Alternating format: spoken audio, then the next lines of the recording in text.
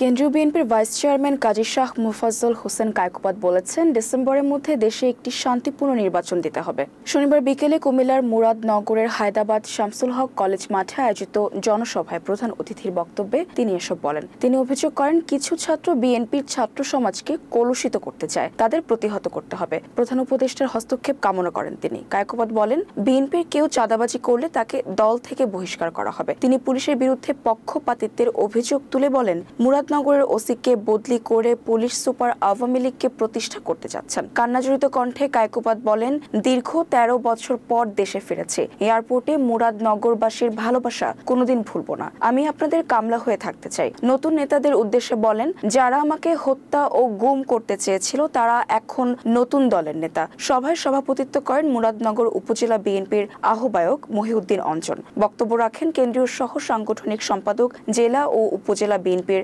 নেতৃবৃন্দ।